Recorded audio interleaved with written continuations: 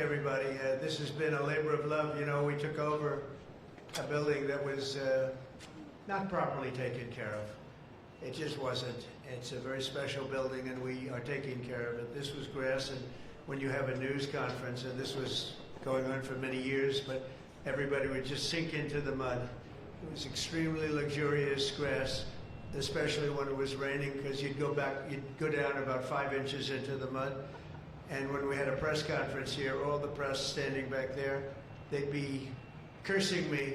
The women would be lifting up their shoes, saying, "You've destroyed my shoes, this is terrible." So we got a stone that's the exact same stone and color as the White House itself, because we wanted the friendly feeling of that light color. And it reflects the sun, and it keeps you cool even in the summer.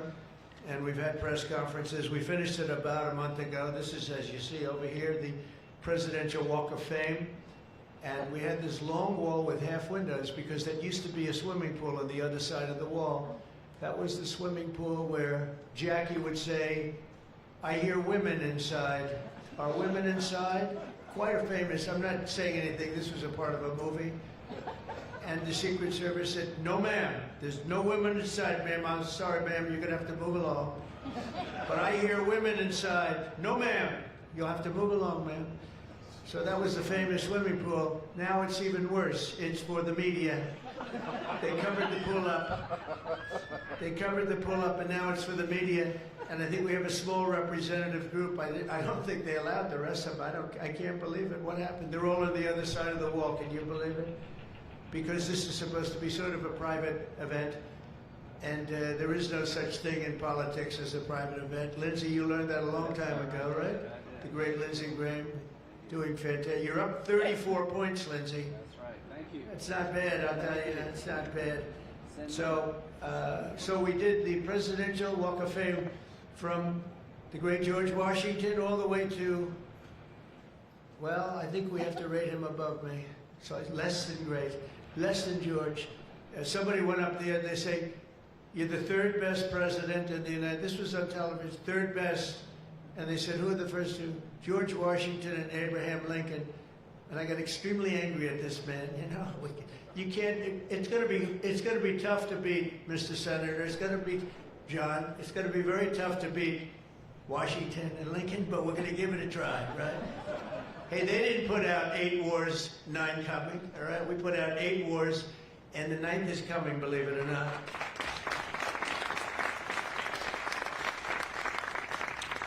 So I just want to say it's great to be with you. And when we're finished, later on, we're going to have a little quick lunch, and they do great food at the White House. And this is used sometimes for evening, where we've had some incredible people for the evening, and some of the big foreign leaders have been coming. And most excitingly, on the other side, you see the fence and the wall. We're building a world-class ballroom. You know, for 150 years, they've wanted a ballroom here. We don't have a ballroom. We have a little cocktail area, but we don't have a ballroom. The East Room, it's called, is a very small cocktail area. It holds about 88 people if it's tight. And I said, if I do this again, I'm going to get a ballroom built, and we're putting up our own money with the government is paying for nothing. You probably hear the beautiful sound of construction to the back. You hear that sound? Oh, that's music to my ears. I love that sound. Other people don't like it. I love it, Josh. I think when I hear that sound, it reminds me of money. In this case, it reminds me of lack of money because I'm paying for it, so it's the opposite. But it's going to be one of the most beautiful ballrooms anywhere in the world, and it's going to be able to take care of tremendous things. When you have, as an example, I'm going to see President Xi in 2 weeks, going over to South Korea. We're going to meet in South Korea. We're going to talk about a lot of things. They want to discuss the fact that they're paying 157% tariff. It's a little higher than they thought. And we're doing very well. I think we're going to do well in that negotiation. We've done well, as you know, with Japan, with South Korea, with Europe. The European nations got together, we made a deal, and it was all based without the tariffs. You could have never made the deal. I'll tell you what, tariffs equal national security. Remember that. Tariffs equal national security. You got to remember that. And they also equal wealth for our nation, because we've taken in hundreds of billions of dollars in a very friendly manner, given to us by nations that used to take it from us. And they used tariffs on us. We never used it on them because we were foolish. Or we were led by people that weren't business people. But it really does. It equals national security. And I wouldn't have put out, I mentioned 8 wars, 9 coming. Of the 8, 5 were based solely on trade and tariffs. India, Pakistan were going at it. 2 nuclear powers, and serious nuclear. 7 planes shot down. They were ready to go, and I called them up. I said, you go to war, and we're not doing a trade deal. And they said, well, what does one thing have to do with the other? I said, it has a lot. You're nuclear powers, and if you do it, we're not doing a trade deal. And 24 hours later, they called me, we have decided not to do it. We stopped the war. We stopped a potential disaster, a nuclear disaster, because of trade. And it's been really amazing. But the tariffs have made us a wealthy country. They've given us tremendous defense. They've given us things that we can do for other countries, very positive. But again, really, it's national security, it's national defense, and they are so important. And it's incredible that presidents, for the most part, didn't know how to use them, when to use them. If you go back, you'll see some of the presidents that were the most successful were believers in tariffs.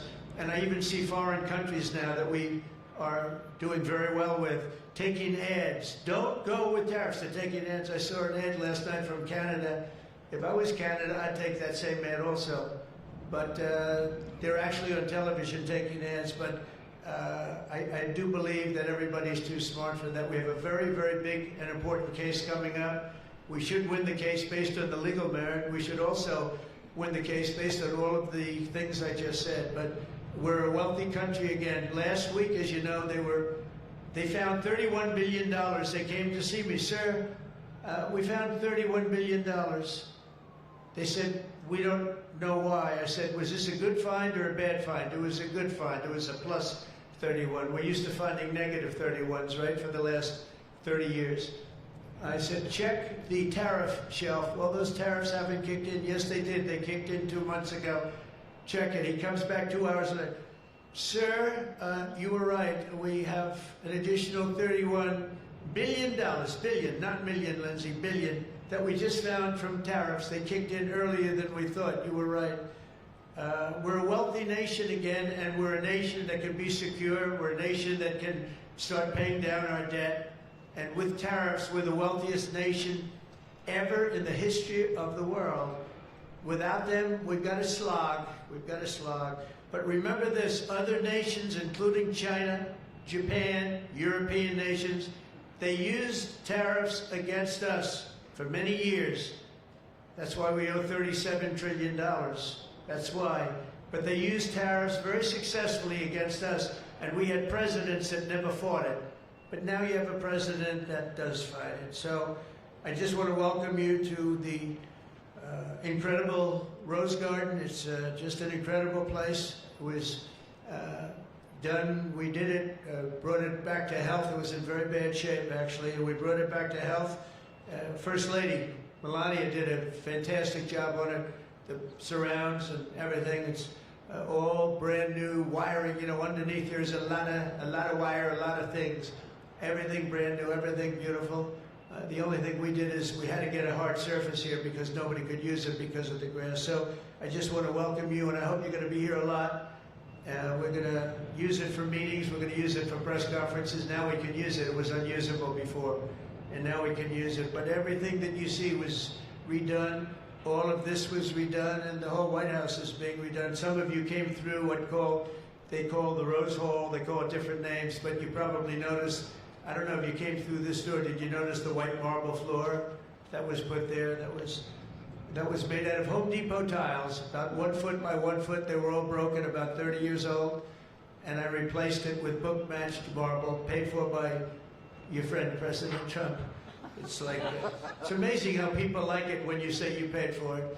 When I say I paid for it, they say, oh, I love it. But it really, they did a beautiful job. They're great talents. They're very talented marble people I have. And they replaced it with beautiful paradisial marble and statuary marble. And it's really, really beautiful. I want to thank the outstanding leadership team, and you really do have that. Majority Leader John Thune, who's been my friend, he really has done an amazing job. Thank you, John. Thank you. Done an amazing job. I didn't get to know John as well in the first term, and I've gotten to know him very well over the last 9 months, John, and you're doing a fantastic job. Thank you very much. Really great. Majority Whip John Barrasso was outstanding man. Thank you, John. Thank you. Great guy, too. Conference Chair Tom Cotton. He loves that military. He loves the he loves the military. Policy Committee Chair Shelley Moore Capito. Shelley, thank you very much, Shelley. Vice Chair James Langford. Very good, James, thank you. And you know, we have everybody but one person here. You know, everybody showed up. I figured you'd have like, I'd say 40 would have been a good number, right? If everybody, we're just missing one person. You'll never guess who that is. Let me give you, he automatically votes no on everything. He thinks it's good politics. It's really not good politics. He's an automatic no. But I don't know. Look, if he wanted to come, I'd probably let him come, right? I'd let him come. Begrudgingly, but would let him come. And National Republican Senatorial Committee Chair, an unbelievable guy, Tim Scott. You know, Tim, I shouldn't say it because it's so, I don't know if it's going to be. But Tim ran, and he was very effective and very good. But he was on the debate stage and everything else, he was good just because he's good. But he wasn't as good as they thought he was. And when he got out of the race, he endorsed me almost immediately. And I used him as a surrogate. And I wasn't sure if I should because, you know, sometimes I want a total lunatic to get up and fight for me. And Tim is a really good person. So I wasn't sure. And I put him on the stage, and he ripped the heart out of everybody. He was so brutal. He was so unbelievable. It turned out to be absolutely one of my best surrogates, and it includes a lot of you people that were here. You were all surrogates. But Tim ripped these people apart. And after watching 2 or 3 times, then I wanted him all the time, right, Susie? I said, I want Tim Scott, get up there. But he was so good, and I said to him, Tim, when you fought for yourself, you were much different. When you fought for me, you were a tiger. You were like unstoppable. You really was. You all saw that. What's the difference? He said, I've never liked selling myself. And I love selling somebody that I really do believe in. I really believe in you. And I just felt that way. And it was so nice the way he expressed it. And I want to tell you, you are a champion. You are a winner, and congratulations. Thank you very much. I never love telling that story because I'm not sure if it's a good or a bad story, but I'm telling you, you are an amazing guy, and you fought for me so hard, and I really appreciate it. You got to be my #1 choice, Tim. So something happened. I appreciate it. And you're doing great doing what you're doing right now. I also want to thank the entire Senate Republican Conference for your tremendous work on confirmations. Boy, did we have a couple of weeks, huh? We had some, I signed like 150 of them, and I didn't use an auto pen, by the way. You know, when you're signing these important, like a general getting approved from 3-star to 4-star and all of these different things and big confirmations and, you know, big stuff, you really have an obligation to actually sign it, I think. You probably noticed right there, number 46, we put up, right? We put up a little bit of an auto pen. We have 46, we have 45, we have 47. It's very interesting. You have 46 as an auto pen. It's up there. It stays up there. People like it. It's probably going to stay up there for a long time. And I know you're looking into that. And by the way, the auto pen person said he never spoke to Biden. He worked the auto pen. You're not allowed to do that. So if you're looking at anything, just remember it. And remember, they treated us very badly. They treated us very, very badly, so I think you're allowed to just report the truth, including the confirming of my cabinet much faster than first time. I mean, we went so fast, and I give John Thune and all of you credit for that. It was amazing. All of a sudden, I was calling John, I've got to get him approved. Come on, John, because I was getting like one every 2 weeks. And you know, I had people, they left their job, and they left everything, and it looked like they were... All of a sudden, it was like an avalanche. They walked in, James and James, my double James, I call them. They walk in, and they had like so many of them. I said, you got to be kidding. Is this like, are you for real, right, James? John Thune did his job, and you got them all done, and you have all those people out there working now, and instead of being very upset with the fact that we couldn't get them approved quickly. So I really appreciate it. You used a method that I wish you could use on U.S. attorneys. You know, I have 10 U.S. attorneys who are phenomenal, phenomenal. A Harvard, a Yale, a this, a that, all top. And the problem is they're not going to ever be confirmed, I guess. I put them in. They'll be there for 3 or 4 months, whatever, and then they have to leave. Because anytime you have, as you know, anytime you have a Democrat senator, not even two, just one, they'll say because of the time we're in, we're not approving that person. We're not approving. They never do. They won't approve. And therefore, because of blue slip, I have to tell the person after 3 months, I'm sorry, you'll have to leave. And I put somebody else in. And I've had Democrat senators say the only one we'll ever approve is a Democrat. This is not constitutional. And you really, I hope you can look at that blue slip thing, because I have 10 people that are phenomenal, and they're going to have to leave office. Highly educated, top of their class, everything. And they're going to have a mark on their career that they were a U.S. attorney for 3 months or 4 months, and then they had to leave. And that's so unfair. It's unfair to the public, because the public voted for me in a landslide, and I'm supposed to be picking the U.S. attorneys. And this goes for judges also. But actually more so even for the U.S. attorney with the blue slip. So I have these phenomenal people, many of them young, but truly fantastic people. And they're wondering what's going to happen in another 3, 4, 5 weeks. They're going to have to leave office. I think it's a shame, and I hope you can do something about it, because I'd like to tell those people, you know, we put you there, and you're not going to have on your resume for the rest of your life, you were there for 4 weeks or 6 weeks, and you left like you got canned. So I hope you look at that. Very important. And after your pivotal changes to the Senate rules last month, as a result, this is what you did, the unprecedented obstruction by the Democrats. We've confirmed more than 175 public servants, people that are phenomenal, to keep posts. And that's just been over the last couple of weeks. It's an unbelievable thing what you've done, John, all of you together. So working closely with me and House Majority, the Republican Senate also gave us the largest working class tax cut in American history. And you passed the Lincoln-Riley Act to throw illegal alien criminals out of our country. You passed the Genius Act and the Take It Down Act with the support of our wonderful First Lady. She got, by the way, she got actual support from the other side. It was bipartisan. I think Rand didn't vote for it again. I think it was only Rand. If we get bipartisan support, other than maybe Rand. But another one I'm going to ask you to vote for, and it's in the House now, and I hear it's doing well in the House, James. It's case law. A young lady named Kate Steinle, I remember it so well, probably 8 or 10 years ago now, in San Francisco. She was holding hands with her father on the San Francisco pier, looking out into the water. It's beautiful, everything was beautiful, but the person wasn't beautiful that did this.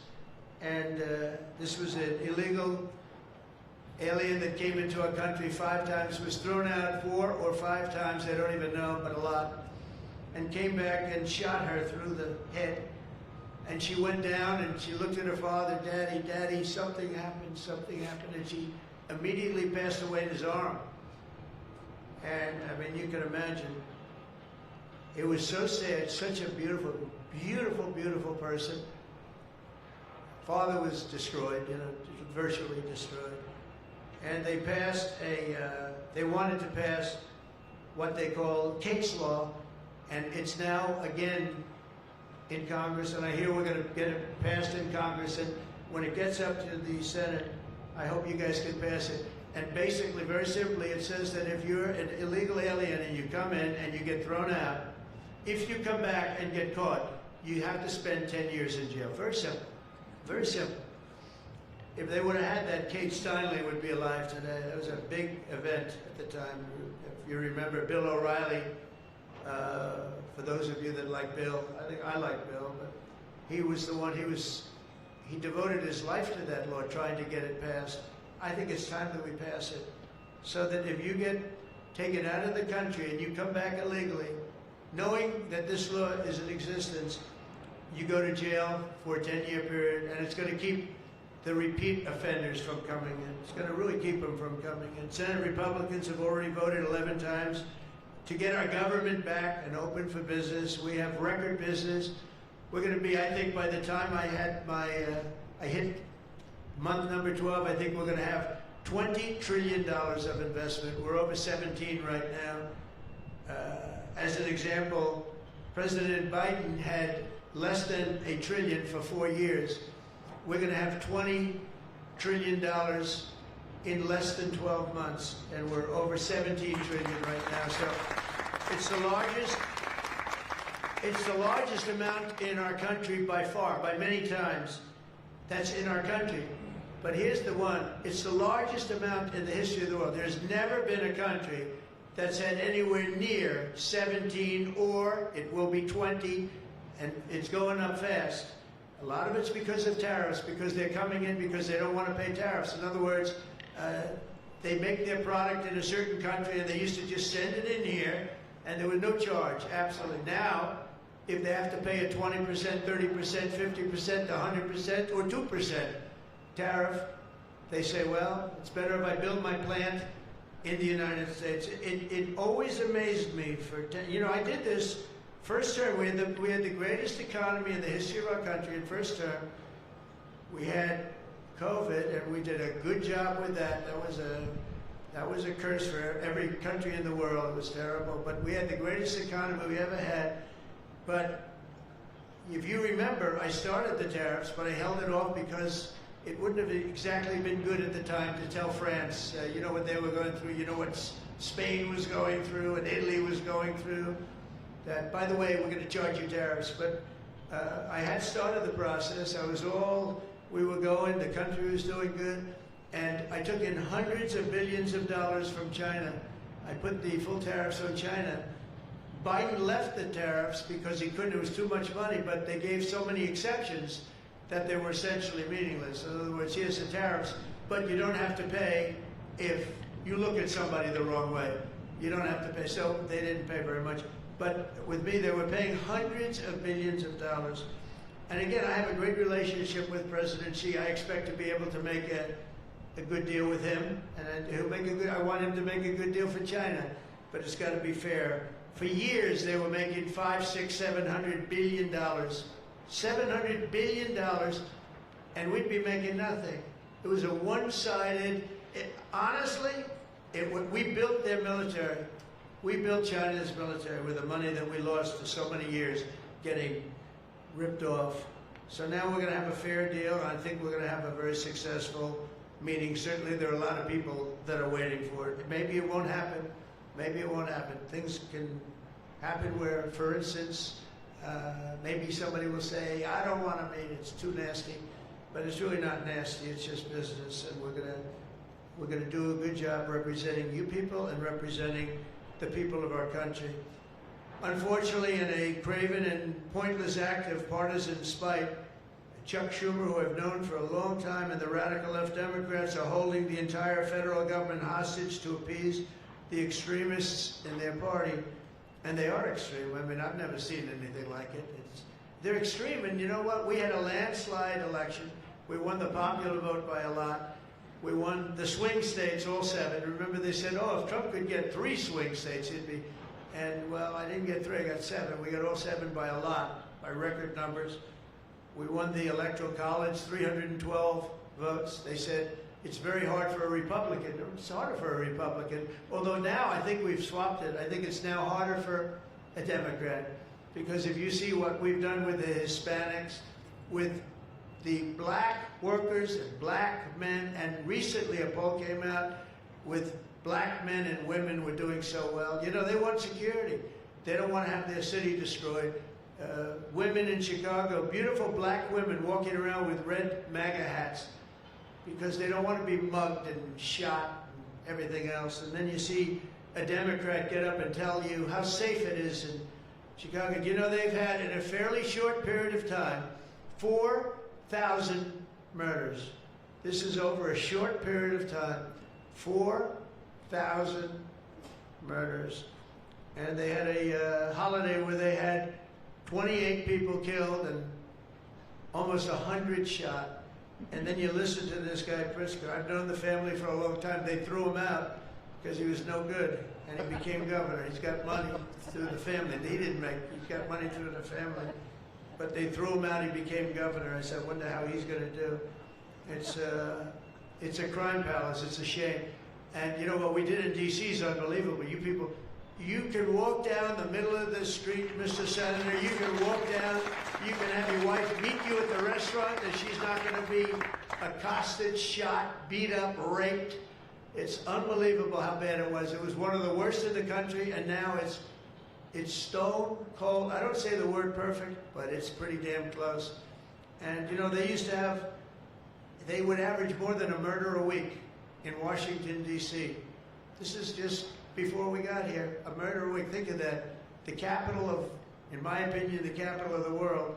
They come from Iowa, they come from Indiana, they come from Florida, and you call up the parents, I'm sorry, sir, your son has been shot and killed. We have no crime here now. We have no crime. And the National Guard has been unbelievable, the job. Unbelievable. And you know, it also looks better. I do a tour, I hop in that beast. I feel very safe in the beast. The windows are this thick. But I hop in the beast and I tell the Secret Service, let's drive around town. I used to do that myself. I could drive myself around. I actually like that better. But now I don't think it's a good idea. But we drive around in the streets. The place is looking much, the grass is good, the fences are down, there's no tents, there's no anything. We are looking like it's just a whole new look, and the most important thing, there's no crime. And we're going to fix the roads. We have great pavers. We're going to fix the medians in between the roads, which are half of them are falling down. We're going to take some of the tiles off the bridges, the tunnels that you have. They've been up for 40 years. They're rotted. And we'll put up brand new, gorgeous white tiles like it's supposed to be.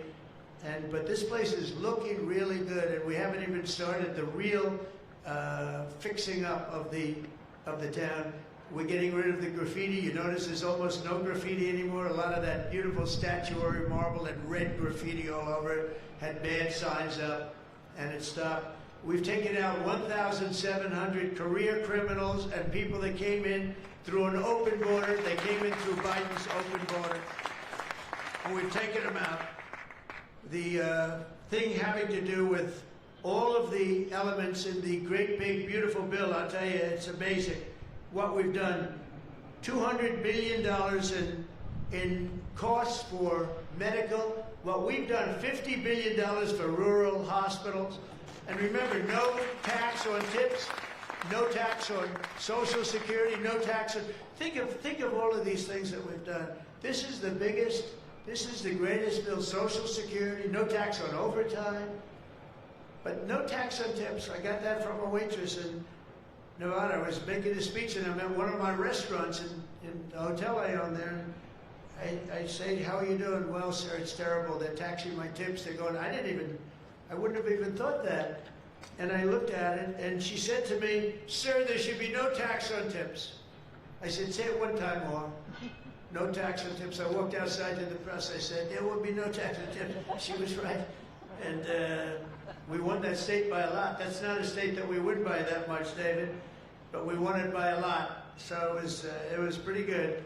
But that bill is chock full of so many different things. So it was the biggest bill. I'm actually saying this to the fake news so that they maybe print it, but maybe not, because you people know. It was the biggest bill ever passed in Congress. And what we did was a little risky. We put everything into the bill, John, right? And some people were against it. They said, no, you got to do small bites. And we gave it a shot, and we got it passed. I got a call from John. He said, it was 3 o'clock in the morning, sir, we have 4 hard no's. Could you please call him? I said, what time is it, John? It's 4 o'clock in the morning, sir. So I call up. One of you is sitting right here. I said, Jim, could I say hello to you? It's 4 o'clock in the morning, right? He said, sir, you have my vote. And I said, wow. Then I called up another person. I'll use fictitious names. Doug, can I get your vote? You've got it, sir. Then I called up another one. How about Josh? Can I have your vote, Josh? Because I like Josh. And Josh, who can be very difficult, said, sir, you have my vote. His wife was screaming at him on the other side. Sir, you have my vote. But I called people, and they weren't really hard-nosed. They wanted a little attention, unfortunately, at 4 in the morning. Sometimes I like the ones that don't like the attention, but we'll take it anywhere we can. And we got it passed, right, John? And nobody thought that could happen, because you have a small majority. And how about in the House, we had a majority of 3. We actually went down after that for a period of about 2 months. We went down to a majority in the House of 1. And I kept saying, you know, because I'll tell you, Mike Johnson's great. The team, these 2 teams, did you ever see 2 people more different? One's tall, one's slightly less tall. You want to be there?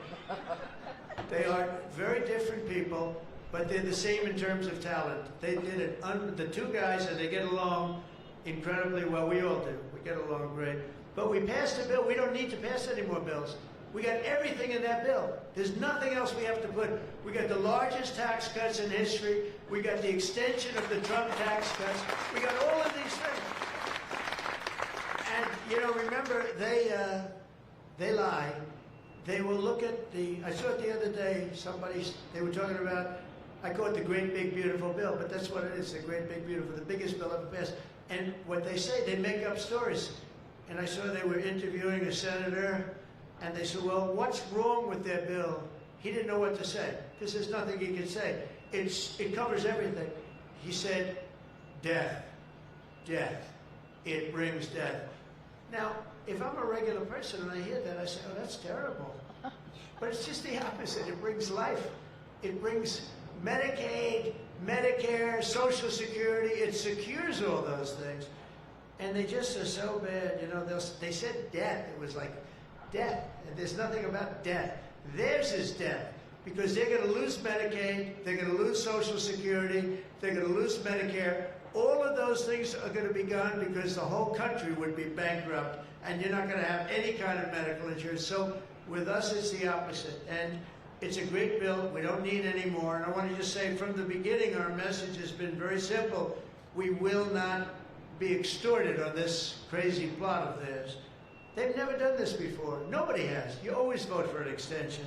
Chuck Schumer and the Senate Democrats need to vote for the clean, bipartisan CR and reopen our government. It's got to be reopened right now. We're not doing that. They are the obstructionists. And the reason they're doing it is because we're doing so well. We're doing well all over the world. We're doing well with the close to $20 trillion that I just told you about. It will be that number, but even if you take it down to over 17, that's a guarantee. We're doing well with everything. Car plants are pouring back into our country. AI plants, we're leading, we're dominating China right now in AI. And I did something that I think you'd like, because we have an old grid, it's a tired grid. It doesn't have the juice that you need to fire up these plants. You know, these plants will need more than double the energy we have right now for the whole country. That's how big it is. And we can't do that. There's no way we can do that. China's building right now 52 power stations. But I did something better. I'm letting everybody build their own power plant, so they'll become like an electric utility in addition to AI. But if they want to build their own plant, and we get their approvals within less than a month, it used to take 5 years prior to rejection. Sometimes a guy in Louisiana, they had one that took 12 years, and then they got rejected. I got it approved in 2 weeks when I got into office. That was the first term. And the plant is up now, and it's been a great thing for the state. I did it twice, actually. I got 2 of them that were dead after 12 years, and I got them approved, both of them, in less than a week.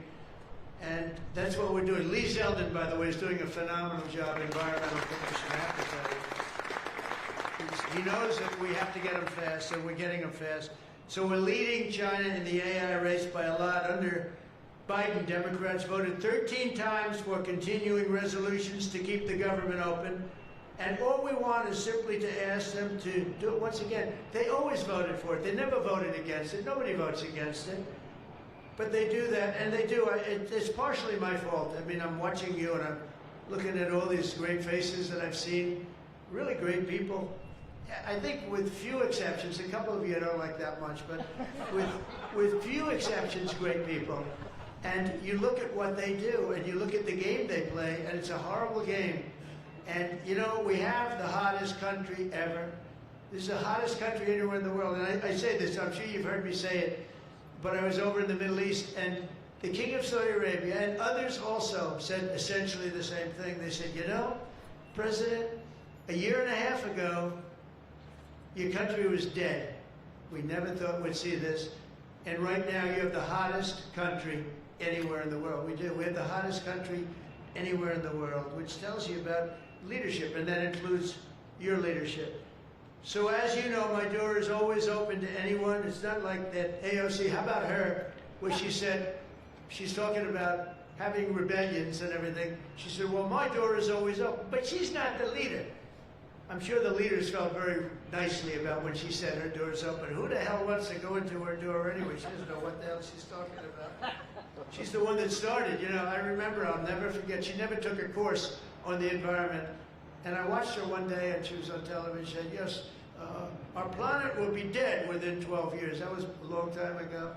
Our planet was supposed to be dead. Remember the 12-year theory? We were environmentally dead. Now, these people, they've got an agenda that nobody quite understands. The good news is they don't understand it either. They really have no idea. But the people do. The people understand. We're giving you the biggest tax cuts in history. All of these things, it all adds up that we should do fantastically well in the midterm. The only thing wrong with the midterms is that statistically, when you look, a president gets elected, and for some reason, and nobody, even the great John Thune, cannot explain to me, for some reason, even if he's a reasonably good president, and we've had success like nobody, but for some reason, you lose the midterms. I don't know why. I mean, the odds are tremendously against, like 92% or something. It doesn't make sense. If you have a great presidency, it only makes sense that you win the midterm. So there should be no reason for it. Somebody's going to explain there might be some dark, deep psychological reason where they want to vote the opposite way. I don't know what it is, but we have to win the midterms. Otherwise, all of the things that we've done, so many of them are going to be taken away by the radical left lunatics. I mean, we're going to end up with a communist mayor in New York. Can you believe it? A communist. Remember, I would always say, we will not have a socialist elected in our country. Remember, I'd say that all the time. And I was right. We skipped socialists. We got a communist elected. So I didn't tell a lie. I didn't tell a lie. I was right. We have a communist, not a socialist. But we've already seen the impacts of the dangerous game that they're playing. Democrats are causing delays in our air traffic control system. So important. We wouldn't have had, you know, this Pete Buttigieg. He spent billions of dollars on fixing the air traffic control. They'd use copper wire going into glass wire. Any union electrician here or any non-union electrician would say you can't hook copper into glass. It doesn't work. They spent billions of dollars. They turned on the system, and it was stone cold blank. We're getting a brand new system. We have bids out now. We have 3 great companies bidding. And I want one bid. Sean Duffy's doing terrifically. I want one bid. I want just bid, and they're responsible for everything. Not we had. They had like 1,000 contractors. Every contractor, they're all running around. In the end, if one of them does a bad job, we want to be able to blame somebody, and it's going to be one of the very big companies because there's a lot of interest in it. So the air traffic control system is going to be rebuilt. Over 1 million federal workers right now, as you know, are going unpaid. That's the Democrats' fault. And children, tourists, unable to visit the museums in Washington, D.C., that we now have beautiful, safe streets, but we don't have the museums open. We should probably just open them. But we are doing things that nobody's ever done, nobody's ever seen. So all of this and the pain that the Democrats have caused during this reckless and completely unnecessary affair, and you can call it the Schumer shutdown or the Democrat shutdown, you can call it whatever you want. And I will say this, that we have Darth Vader. You know Darth Vader, right? Darth Vader is a man who, I think he's sitting right. Is that Darth? Stand up, please, Darth Vader. Stand up. Does everybody know? This is, they call him Darth Vader. I call him a fine man, but he's cutting Democrat priorities, and they're never going to get them back. And they've caused us, and they've really allowed us to do it. And by the way, thank you. You're doing a great job, I have to tell you. So, really a great job. Because many of the things that they're cutting, like the New York project, $20 billion we're cutting it, they're not going to get it back. I mean, they're not going to get a lot of things back. They may not get it back. Maybe we'll talk to them about it. But they're losing all the things that they wanted. But many of the things that they wanted are things that we don't want. The things that are just so bad for our country. And we're cutting those things out. So while they thought they were doing maybe bad, maybe indirectly they're doing good. The cynical comment that they made all over the place, and all of their cynical remarks proves beyond all doubt that Schumer is a calculating political partisan, but we knew that. But he's somebody that's in deep trouble. He's losing in all of the polls. He's even losing to AOC +3. Remember +3? What happened to the +3? Are they still around? I had one, I met when I was at the United Nations, I met the president of Somalia. And I said, I have somebody I'd like to give back to you. He said, no thanks, we don't want her. He didn't want anything to do with her. But today I'm calling on every Senate Democrat to stop the madness, to let our country get back. In the greatest moment in the history of our country, in terms of wealth, in terms of job creation, and in terms of investment coming in, these guys go on strike. It's really a shame.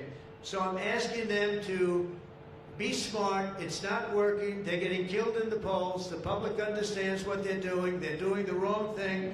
And with that, I just want to say welcome to the White House. When we're finished, they do a great job. When they're finished, we're going to all come in. It'll be a little crowded, but that's okay. To the Oval Office, we'll talk a little bit, a couple of minutes. Got some interesting things. And I think I'd like to have my good John come up and say a few words, and we can close it out. And by the way, this is an open mic. It's open to the world. I think they can hear me out in the street. If anybody wants to come up and say after John, say it. We're all friends, and you can speak your heart out. But we've got to get our government open, and the Democrats are trying to keep it closed. Thank you. John, please. Well, Mr. President, thank you for having us. This is the 4th week of the Democrat shutdown, but we are all here today because your Republican team in the Senate is unified. This is now the longest full shutdown in history, but everybody here has voted now 11 different times to open up the government, and we are going to keep voting to open up the government, and eventually the Democrats, hopefully sooner or later, are going to come around. But Mr. President, your agenda is the right one for this country. This is your team. We are your partners in achieving and implementing the agenda that you campaigned on and the American people voted for. And you just mentioned it has been a series of promises made and promises kept, whether it's national security, whether it's the border, whether it's the economy, taxes, regulations, energy, Trump newborn accounts, school choice. You look at what we've accomplished so far. It is a remarkable, remarkable team and a record of accomplishment that can't be matched. And I would argue, at least in my time here, but perhaps in all of history. So thank you for your leadership, and we will continue to be good partners and work with you to get the work done for the American people. And let's hope that the Democrats get wise, and starting perhaps even today, vote to reopen the government so we can get back to work for the American people. Mr. President, thank you for having us at your home. You have beautiful homes, and thank you for everything you're doing to make this such a beautiful place. This is America's house. We're delighted to be here. Thank you.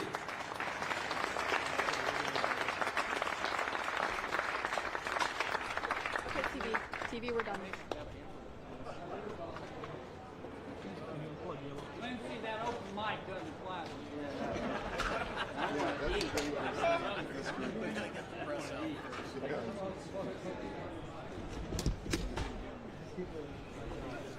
Well, great. Meeting with the vice premier.